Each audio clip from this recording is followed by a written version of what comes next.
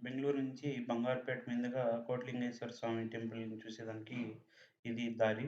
బంగారుపేట నుంచి 15 కిలోమీటర్ల దూరంలో ఇక్కడ ఈ స్థలం ఉంటుంది. ఇది ఆహ్, దిగిన వెంటనే ఇది మహాద్వారము. ఇక్కడ ఆర్చి శివుడి యొక్క ప్రతిరూపంతో ఆర్చి ఉంటుంది. దాని పక్కనే ఒక పక్కేమో గుడికి దారి, ఇంకొక పక్కనేమో ఆటోమేటిక్‌గా పార్కింగ్ ప్లేస్‌కి ఎవరైతే వాహనాల్లో వస్తారో వాళ్ళందరికీ పార్కింగ్‌కి ఇవ్వడం జరుగుతుందక్కడ. అదే విధంగా లోపలికెళ్ళినట్లయితే ఇది షాపింగ్ మాల్స్‌లో అన్నీ ఉంటాయి. ఇక్కడే చెప్పుల స్టాండు, అన్ని పోలీసులు మనకి సహాయం చేస్తూ ఉంటారు. కొంచెం ముందరకెళ్ళినట్లయితే టెంపుల్ యొక్క ద్వారం కనపడుతుంది. ఆ టెంపుల్ దగ్గర ₹20 చెల్లించి లోపలికి వెళ్ళొచ్చు. ఇక్కడ వెళ్ళిన వెంటనే లోపలికి వెళ్ళిన వెంటనే గణపతి యొక్క విగ్రహం ఉంటుంది. తర్వాత అన్ని చిన్న చిన్న శివలింగాలు, పెద్ద శివలింగాలు, అదేవిధంగా అర్రలర్రలుగా పేర్చేసి ఇప్పటివరకు 90,00,000 శివలింగాలు ప్రతిష్ఠించారు. ఇంక 10,00,000 చేసినట్లయితే 1,00,00,000 లింగాలు ఇక్కడ సమర్పించడం జరుగుతుంది. ఇది భక్తులకి కన్వీనియంట్‌గా ఒక ఆర్‌లార్‌లుగా పేర్చేసి మధ్యలో నడుచుకుంటూ వెళ్ళొచ్చు. ఎక్కడ కావాలంటే అక్కడ మనం సేద తీరొచ్చు. ఇక్కడ 2 పెద్ద మహాలింగాలుంటుంది. ఒకటేమో నంది ఎదురుగా ఉంటుంది.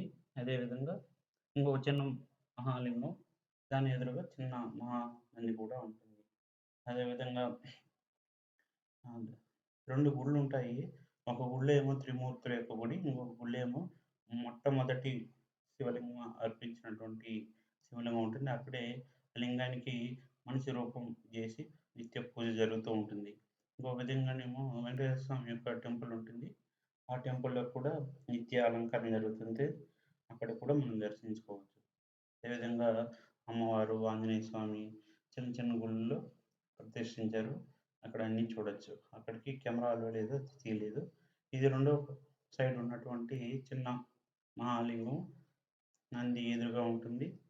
అదేవిధంగా మధ్యలో త్రిశూలం ఉంటుంది. త్రిశూలం ద్వారా మనము శివుడిని దగ్గరికెళ్ళి దర్శించుకోవచ్చు. ఇక్కడ నుంచి కొంచెం ముందరకెళ్ళినట్లయితే శనీశ్వరుడు యొక్క టెంపుల్ కూడా ఉంటుంది. అక్కడ లింగాలు తాకకూడదని జెప్పేసి రాసిపెట్టుంటారు. అక్కడ గూడా శని లింగేశ్వరుని దర్శించుకోవచ్చంతే. అక్కడున్న శివలింగాలు తా తాకకూడదు. ఇది బయటకొచ్చేసిన తర్వాత ఇది అమ్మవారు ఉంటుంది. వెనకాల అమ్మవారు అని ఉంటారు. ఇది దర్శించుకొని మనం మన ద్వారాన బయటకొచ్చేయొచ్చు.